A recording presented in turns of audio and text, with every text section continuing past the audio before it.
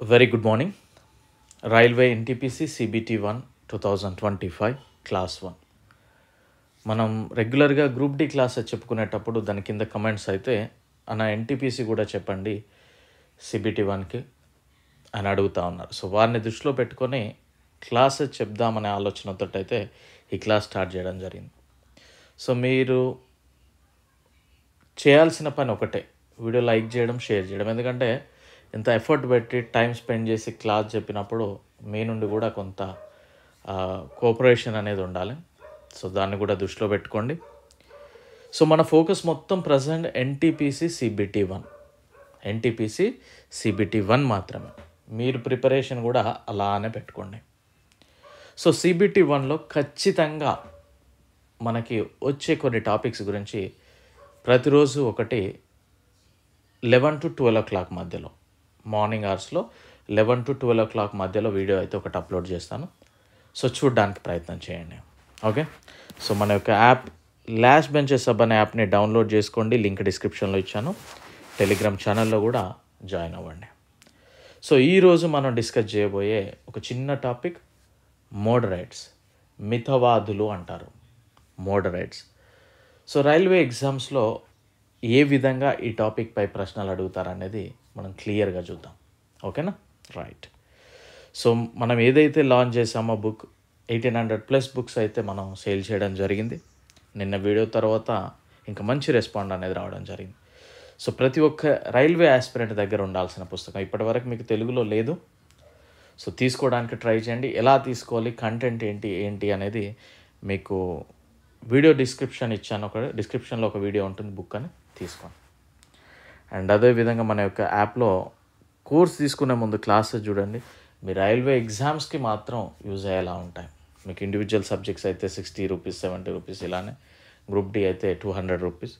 ప్రతి ఒక్కరూ తీసుకోండి, డెఫినెట్లీ మీకు యూజ్ ఉంటుంది. మీరు ఎన్నో ఖర్చు పెట్టే ఉంటారు, బట్ ఇది మాత్రం మీకు ఖచ్చితంగా ఉపయోగపడే ఖర్చు. ఓకేనా? Right. Coming to the topic moderates. So వీరిని మితవాదులు అంటారు. మోడరేట్స్ అంటే అతివాదులని ఎక్స్ట్రీమిస్ట్స్ అంటారు. సో ఈ మితవాదుల పీరియడ్ అంతా కూడా మితవాద యుగం. అతివాదులకు సంబంధించిన ఆ పీరియడ్ అంతా కూడా అతివాద యుగం అని మనం చెప్తూ ఉంటాం. సో దీంతోపాటు గాంధీ యుగం ఉంటుంది. సో ఇదంతా కూడా మనకి ఈ ఫ్రీడమ్ గురించి, ఇండిపెండెన్స్ కోసం పోరాడే క్రమంలో ఈ విధంగా 3 రకాలుగా మనం విభజించడం జరిగింది. ఒకటి మితవాద యుగం అంటే మోడరేట్స్కి సంబంధించి. తర్వాత అతివాద యుగం, అతివాదులు పార్టిసిపేట్ చేశారు అన్నట్టు ఆ ఫ్రీడమ్ ఫైటర్స్. నెక్స్ట్ గాంధీ యుగం, గాంధీ ఎరా. ఓకేనా? సో గాంధీ ఎరా వెరీ వెరీ ఇంపార్టెంట్, మనం డిస్కస్ చేద్దాం మరో క్లాస్లో. అది భారత జాతీయ కాంగ్రెస్ స్థాపించినప్పటి నుంచి భారతదేశానికి స్వాతంత్రం వచ్చే వరకు కూడా మనందరికీ తెలుసు అనేక రకాల ఉద్యమాలు ఆంగ్లేయులకు వ్యతిరేకంగా మనం చేపట్టాం. అవునా? సో ఇక్కడ భారత జాతీయ కాంగ్రెస్ అనే ఒక వర్డ్ వచ్చింది కనుక మన చదివే విధానం ఇలా ఉండాలి. ఇండియన్ నేషనల్ కాంగ్రెస్ ఎప్పుడు ఎస్టాబ్లిష్ చేశారు, అండ్ అదేవిధంగా మొదటి సమావేశం ఎక్కడ జరిగింది, ఆ సమావేశానికి ఎంతమంది హాజరయ్యారు, ఆ సమావేశానికి అధ్యక్షత వహించింది ఎవరు. ఇక్కడ మిమ్మల్ని 4 క్వశ్చన్స్ అడిగాను. ఈ 4 క్వశ్చన్స్కి ఆన్సర్ చెప్పండి. మనం ఈ విధంగా చదివితే మీ యొక్క సక్సెస్ని ఎవ్వడు ఆపలేడు. ఈరోజు కాకపోయినా ఇంకో రోజు డెఫినెట్లీ క్లియర్ చేయొచ్చు. ఓకే. సో చూడండి, ఏ క్వశ్చన్ అడిగాను. ఇండియన్ నేషనల్ కాంగ్రెస్ ఎస్టాబ్లిష్ ఎప్పుడైంది, మొదటి సమావేశం ఎక్కడ జరిగింది, ఆ సమావేశానికి ఎంతమంది హాజరయ్యారు, ఆ సమావేశానికి అధ్యక్షత వహించింది ఎవరు. ప్రతి ఒక్కరు కమెంట్ చేయండి. నేను అబ్జర్వ్ చేస్తూ ఉంటాను, అంటే ఎవరు ఎక్కువ ఇంట్రెస్ట్ చూపెడతా ఉన్నారు అని. క్లియర్?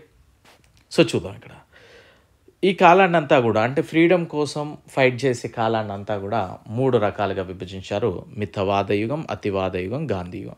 సో మనం ఈ క్లాస్లో డిస్కస్ చేయబోయేది 1885 to 1905. ఇదంతా కూడా మితవాద యుగం. ఆ తర్వాత అతివాద యుగం వచ్చేసి 1905 నుండి 1919 వరకు. తర్వాత గాంధీ యుగం అంటే 1919 to 1947 వరకు. సో ఎగ్జామినర్ ఈ విధంగా అడిగే అవకాశం ఉంటుంది. మితవాద యుగం పీరియడ్ కాలం ఎప్పటి నుండి ఎప్పటి వరకు మనం మితవాద యుగంగా మనం చెప్తూ ఉంటామని అడుగుతూ ఉంటారు రెగ్యులర్గా. సో ఇక్కడ చూద్దాం మితవాద యుగం ఏంటి, అసలు ఈ పర్సన్స్ ఎలా బిహేవ్ చేసేవాళ్ళు అనేది కనుక చూస్తే, మితవాద యుగంలో కాంగ్రెస్ మొదటి తరం నాయకులు, ఎందుకంటే అప్పుడే ఇండియన్ నేషనల్ కాంగ్రెస్ ఎస్టాబ్లిష్ అయింది. సో మొదటి తరం నాయకులని మనం చెప్పవచ్చు. వీరిలో అత్యధిక మంది విద్యను అభ్యసించిన వారే సంపన్న వర్గాలకు సంబంధించిన, అంటే all are educated persons and rich persons కూడా, అంటే అబోవ్ పావర్టీ, మంచిగా పర్లేదు అన్నట్టు, మంచిగా ఫినాన్షియల్లీ స్టేబుల్గా ఉన్న ఫ్యామిలీస్ నుండి వచ్చిన వాళ్ళే ఉండడం జరిగింది అంటున్నారు. వీరు దేశ పురోగతికి ఆంగ్లేయుల పాలన అవసరమని భావించారు. ఇక్కడ బుల్షిట్ ఆలోచన వచ్చింది వీళ్ళకి కానుండే. వీళ్ళు ఏమనంటే, మనం ఇంతవరకు డెవలప్ కాలేదు కదా, సో మనం డెవలప్ అవ్వాలంటే బ్రిటిషర్స్ యొక్క వాళ్ళ యొక్క ఎక్స్పీరియన్స్ కావచ్చు, వాళ్ళ యొక్క రూలింగ్ కావచ్చు, మనకు కొంతకాలం అవసరం అని మాత్రం వీళ్ళు భావించారంట. ఆంగ్లేయులు వారి దేశంలోని ప్రజాస్వామ్య వ్యవస్థని ఇక్కడ కూడా నెలకొల్పి, అదేవిధంగా భారతదేశం, అంటే అక్కడ మనకి లండన్లో ఏ విధంగానైతే రూలింగ్ జరుగుతూ ఉందో, ఏ విధంగానైతే డెవలప్ అవుతూ ఉందో, అలానే ఇక్కడ కూడా చేస్తారని వీళ్ళు భావించారన్నట్టు. అందుకు అనుగుణంగా రాజ్యాంగబద్ధమైన ఆందోళన జరిపి ప్రభుత్వం పట్ల తమ విధేయతను చూపించి వీరి యొక్క రాజకీయ హక్కులను, ప్రజాస్వామ్య పరిపాలన సాధించుకోవాలని సూచించారు. సో ఏమీ లేదు, ఇక్కడ ఎగ్జామినర్ ఫోకస్ చేసే పాయింట్ ఒకటి ఇదే అండి. అంటే వీళ్ళు ఏ విధంగా ఉండేవాళ్ళు అంటే, ఏదైనా కూడా కాంపౌండ్ వాళ్ళు, ఇప్పుడు మనకి ఏదైనా ఫ్యామిలీలో గొడవలు వస్తే ఏం చేస్తాం అంటే, ఇంట్లోనే సర్దుకపోవాలి, మనమే మాట్లాడుకోవాలి, సామరస్యంగా ఉండాలి, వాళ్ళతోటి మన ప్రాబ్లమ్ సాల్వ్ చేసుకోవాలి అనే సాఫ్ట్ నేచర్ ఉండేవాళ్ళు అన్నట్టు. కొద్దిగా సున్నితమయంగా మనం వ్యవహరించి మన పనులు మనం చేపించుకుందాం, మన పనులు వాళ్ళతో చేపించుకుందాం, సామరస్యంగా ఉందాం, ఎలాంటి గొడవలు లేకుండా అనే నేచర్ అయితే వీళ్ళది. ఎవరిది? మోడరేట్స్, మితవాదులది. సో ఇందులో ప్రముఖంగా చెప్పుకోవాల్సిన వారి ప్రముఖుల పేర్లు కనుక చూస్తే, Dadabhai Naoroji, Gopal Krishna Gokhale, Mahadev Govind Ranade, M G Ranade, Madan Mohan Malaviya, Surendranath Banerjee, Badruddin Tyabji, Feroz Shah Mehta and etcetera నాయకులు. సో ఎగ్జామినర్ మితవాదుల గురించి ఫోకస్ చేసినప్పుడు అడిగే మెయిన్ పాయింట్ ఏంటి అంటే, క్రింది వారిలో మితవాదులు ఎవరు, లేదా మితవాదులు కాని వారు ఎవరు అని అడిగే అవకాశం ఉంటుంది. And at the same time వీరందరి గురించి కూడా కొద్దిగా ఇన్ఫర్మేషన్ అనేది ఖచ్చితంగా అడుగుతూ ఉంటాడు. అంటే దాదాబాయి నౌరోజీ గురించి కావచ్చు, గోపాలకృష్ణ గోఖలే గారి గురించి కావచ్చు, వీళ్ళ గురించి ఇన్ఫర్మేషన్ అడుగుతాడు. సో ఆ ఇన్ఫర్మేషన్ అనేది మనం చదువుదాం. సో మనం రైల్వే బేస్ మీద చదివితే సరిపోతుంది. మరి లోతుగా వెళ్దాం అంటే ఇక గంటలు అవుతుంది. నో నీడ్ దట్, యాక్చువల్లీ అవసరం లేని పని అది. ఓకేనా, రైట్. సో వీరందరి గురించి కూడా మనం ఒకసారి నేర్చుకుందాం. ఏం అవసరమో అదే రాశాను, క్లియర్గా చదవండి. దాదాబాయి నౌరోజీ, సో 1825 ఇయర్ అనేది అడుగుతారు, డేట్ ఆఫ్ బర్త్ అనేది అడగరండి పెద్దగా. ఓకేనా, సో ఏ ఇయర్లో బర్త్ జరిగింది, 1825, డెత్ 1917 జూన్ 30. ఓకేనా, సో ఈయన బిరుదులు, ఈయన యొక్క హానర్స్ కనుక చూస్తే, grand old man of India అంటారు, అన్అఫిషియల్ అంబాసిడర్ ఆఫ్ ఇండియా అంటారు, ఇండియన్ గ్లాండ్ స్టోన్ అని కూడా అంటారు. ఈ 3 బిరుదులు కూడా ప్రముఖంగా చెప్పుకునే బిరుదులు, మనం గుర్తుపెట్టుకోవాలి. అండ్ పుస్తకాలు కనుక చూస్తే, వెరీ ఇంపార్టెంట్ బుక్ వచ్చేసి poverty and British rule in India. Very very important, ఎన్నోసార్లు అడిగిన question. Poverty and British rule in India, poverty of India, ఈ బుక్స్ అయితే మనం ప్రముఖంగా చెప్పుకోవచ్చు. ఈయన యొక్క పత్రికలు కనుక చూస్తే, voice of India, Rast Goftar and truth teller అన్నట్టు. ఓకేనా, ఇవి ప్రముఖంగా మనం చూడవచ్చు. సో ఈయన గురించి కొంత ఇన్ఫర్మేషన్ కనుక చూస్తే, ప్రతి పాయింట్ కూడా ఇంపార్టెంట్ అండి, మీకు అంత నీట్గా ఇచ్చాను. భారతదేశ కురువృద్ధుడు అంటారు. స్వరాజ్యం అనే పదం మొట్టమొదట వాడింది కూడా ఈయనే. భారత జాతీయ కాంగ్రెస్ వ్యవస్థాపకులలో ఒకడు. Poverty and British rule in India అనే పుస్తకం భారతదేశం నుండి బ్రిటిష్కి తరలిస్తున్న నిధుల గురించి మాట్లాడిన మొదటి పుస్తకం. ఎగ్జామినర్ ఏమని అడుగుతాడంటే, ఈ పాయింట్ ఫోకస్ చేస్తాడు. భారతదేశం నుండి బ్రిటిష్కి తరలిస్తున్న నిధుల గురించి, లేదా సంపద గురించి మొట్టమొదట ప్రచురించిన పుస్తకం ఏది, మొట్టమొదట ఏ పుస్తకంలో తెలియపరిచారు అని అడుగుతూ ఉంటారు. Poverty and British rule in India ఎవరు రచించారు అని అడుగుతారు. అండ్ లండన్ ఇండియన్ సొసైటీని, బాంబే అసోసియేషన్ని ప్రారంభించాడు ఈయన. భారత జాతీయ కాంగ్రెస్కు 3 సార్లు అధ్యక్షుడిగా పనిచేశారు. మీకు వీలుంటే ఆయన ఏ ఇయర్లో ఏ సమావేశానికి, అంటే ఇక్కడ జరిగిన సమావేశానికి తను అధ్యక్షత వహించాడు అనేది తెలియజేయండి. మనం ఒకసారి డిస్కస్ చేద్దాం ఆ క్లాస్ కూడా, బట్ తెలియజేయడానికి ట్రై చేయండి. 1892లో లండన్ వెళ్ళి అక్కడ లిబరల్ పార్టీ తరపున పార్లమెంట్కి ఎన్నికైన తొలి భారతీయుడు. బాలగంగాధర్ తిలక్, గోపాలకృష్ణ గోఖలే, హ్యూమ్కి గారికి రాజకీయ గురువునే. ఎవరికి రాజకీయ గురువు అని అడుగుతూ ఉంటారు? బాలగంగాధర్ తిలక్ అండ్ గోపాలకృష్ణ గోఖలే. ఈ పాయింట్ కూడా ఇంపార్టెంట్. ఒక కుటుంబంలో సమస్యలు వస్తే పిల్లలు తండ్రి వైపు ఎలా చూస్తారో భారతదేశానికి సమస్య వస్తే అతని వైపు చూస్తుందని గాంధీ గారు అనేవారు. అంటే అందుకే మనం భారతీయ కురువృద్ధుడు అని ఇందుకే అన్నట్టు, ఎందుకంటే కొద్దిగా ఎక్స్పీరియన్స్ పర్సన్ అది విధంగా. అండ్ అతివాదులకు మితవాదులకు ఇష్టమైన వ్యక్తిగా కూడా పేరు పొందాడు. అండ్ నెక్స్ట్ 1886 కలకత్తా ఇక్కడే ఉంది. 1906 కలకత్తా, 1893 లాహోర్లో ఇండియన్ నేషనల్ కాంగ్రెస్కి అధ్యక్షత వహించాడు. అంటే 2 సార్లు కలకత్తాలో జరిగిన దానికి, ఇంకో దానికి లాహోర్లో జరిగిన దానికి. సో ఇక్కడ చూస్తే నినాదము కనుక ఇచ్చింది, స్వాతంత్రం మా ఊపిరి, మాకు స్వాతంత్రం కావాలి అనే నినాదం అయితే ఈయన ఇవ్వడం జరిగింది. సో నెక్స్ట్ పర్సన్ గురించి చూద్దాం. గోపాలకృష్ణ గోఖలే గారు.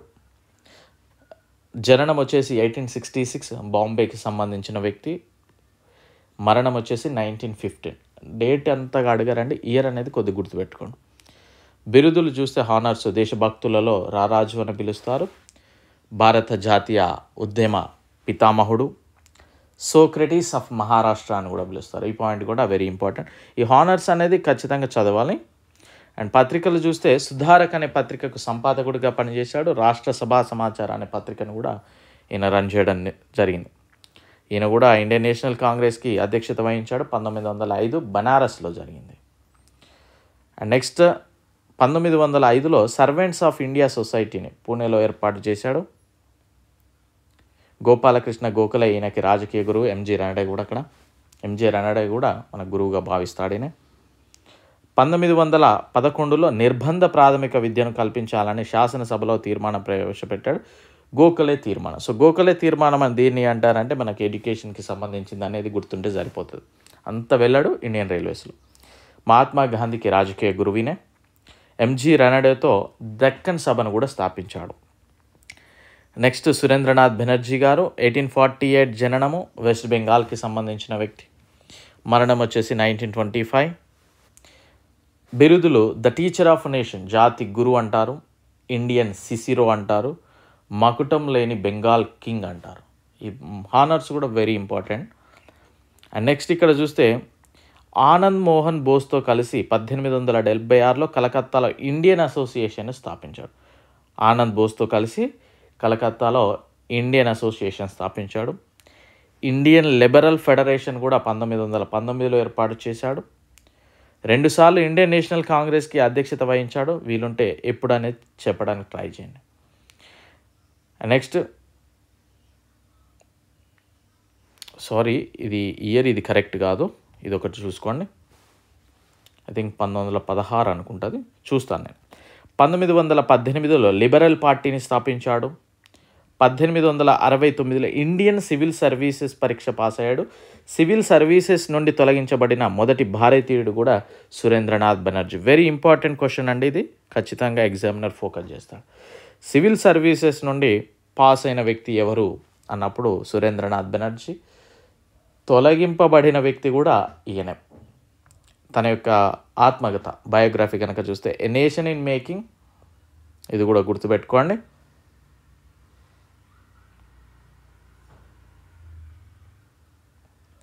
మదన్ మోహన్ మాలవ్య. నెక్స్ట్ మదన్ మోహన్ మాలవ్య గారు. 1861 date of year, birth year వచ్చేసి 1861 యూపీ, 1946 డెత్. బిరుదులు మహామన అనే బిరుదు. ఈ బిరుదునిచ్చింది రవీంద్రనాథ్ ఠాగూర్ గారు. అదేవిధంగా మచ్చలేని పండితుడు అని కూడా ఈయనను పిలుస్తూ ఉంటారు. సో ఇక్కడ చూద్దాం, జాతీయ కాంగ్రెస్కి 2 టైమ్స్ అయితే అధ్యక్షత వహించాడు. 1930లో జరిగిన మొదటి అండ్ రౌండ్ టేబుల్ సమావేశానికి హాజరైన ప్రముఖుడు. 2వ సమావేశానికి కూడా హాజరయ్యాడు. ఈ పాయింట్ గుర్తుపెట్టుకోండి.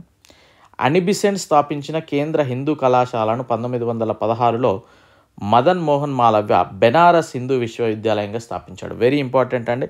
బెనారస్ హిందూ విశ్వవిద్యాలయాన్ని స్థాపించింది ఎవరు అని అడుగుతూ ఉంటారు. అండ్ అదేవిధంగా 1934లో మాధవ శ్రీహరితో కలిసి కాంగ్రెస్ నేషనల్ పార్టీని కూడా స్థాపించాడు. ఈయన మకరంద అనే కలం పేరుతో కవిత్వాలు రాయడం. మకరంద గుర్తుపెట్టుకోండి. మదన్ మోహన్ మాలవ్య గారి కలం పేరు ఏంటి అడగరు, అంత డెప్త్గా వెళ్ళాడండి పెద్దగా. మకరంద గుర్తుపెట్టుకోవడానికి ట్రై చేయండి. వెరీ ఇంపార్టెంట్, ఇది గుర్తుపెట్టుకోండి. 2017లో భారతరత్న పురస్కారం కూడా మదన్ మోహన్ మాలవ్య గారికి రావడం జరిగింది. సో మీకు వీలుంటే ఇంట్రెస్ట్ ఉంటే 2017లో మదన్ మోహన్ మాలవ్యతో పాటు ఇంకే ఎవరికైనా భారతరత్న పురస్కారాలు లభించాయా తెలిస్తే చెప్పండి. Okay, right. Next M G Ranade, Mahadev Govind Ranade, 1842, భారతీయ, మహారాష్ట్ర. డెత్ ఇయర్ వచ్చేసి 1901. పత్రికలో ఈయన హిందూ ప్రకాశ్ అనే మరాఠీ ఆంగ్ల పత్రికను నిర్వహించాడు.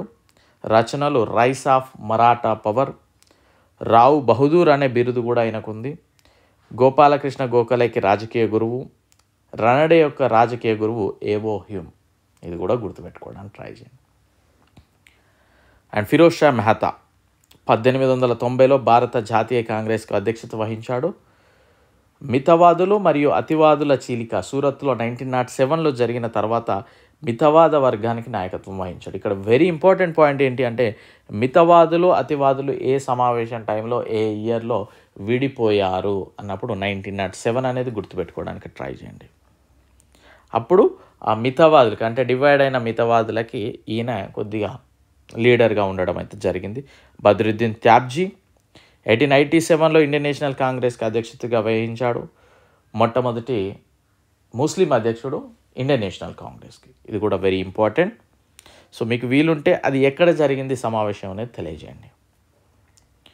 వీరు సాధించిన విజయాలు కనుక చూస్తే తొలితరం కాంగ్రెస్ నాయకులు ప్రజలలో తాము ఒకే దేశానికి చెందిన వారమనే భావన కల్పించారు. ఎందుకంటే అప్పుడే ఇక ఫ్రీడమ్ అనేది కావాలి అనే విధంగా మేమందరం ఇండియన్స్, బయట కూడా మమ్మల్ని రూల్ చేస్తూ ఉండాలనే ఒక ఒపీనియన్ అయితే తీసుకురావడం జరిగింది. వీళ్ళు భారతదేశ రాజకీయ ఉద్యమానికి పటిష్టమైన పునాదిని వేశారు. కొందరు కాంగ్రెస్ నాయకులు ఆంగ్లేయుల ఆర్థిక దోపిడీ తీరుని తమ రచనల్లో తీవ్రంగా విమర్శించారు. Example poverty and British rule in India. So మనం చూసాం. రమేష్ చంద్ర దత్తా ఎకనామిక్ హిస్టరీ ఆఫ్ ఇండియాలో ఎంజి రనడే తన వ్యాసాలతో బ్రిటిష్ వారి విధానాన్ని ఎండగట్టారు. సో అంటే ప్రజల్లో చైతన్యం అయితే కల్పించారు. 1892 కౌన్సిల్ చట్టంలో శాసనసభలో ఎక్కువ మంది భారతీయులకు చోటు లభించింది. సో వీళ్ళ టైంలో మాత్రం శాసనసభలో భారతీయులకు ఎక్కువ చోటు అయితే లభించేలా కృషి చేశారంట. ప్రజలలో రాజకీయ చైతన్యాన్ని కలిగించింది. భారత స్వాతంత్రానికి పరోక్షంగా పటిష్టమైన పునాదులు వేసింది. విమర్శలు అంటే వీళ్ళ మీద అలిగేషన్స్ కూడా ఉంటాయి. ఎంత మంచి చేసినా ఏం చేసినా మంచి చేసినా కొన్ని వస్తూనే ఉంటాయి ఫాల్స్ అలిగేషన్స్. సో వీరిలో చాలామంది ఆంగ్లేయుల నిజ స్వరూపాన్ని తెలుసుకోలేకపోయారు. ఎందుకంటే మనం ఫస్టే డిస్కస్ చేశాక అంటే వాళ్ళతో మంచిగా ఉండి మన పనులు చేయించుకుందాం అనుకున్నారు, కానీ వాళ్ళు ఏదో మన దగ్గర దొబ్బుకెళ్ళడానికి వచ్చిళ్ళు అనే దాన్ని కొద్దిగా లేట్గా రియలైజ్ అయ్యారు.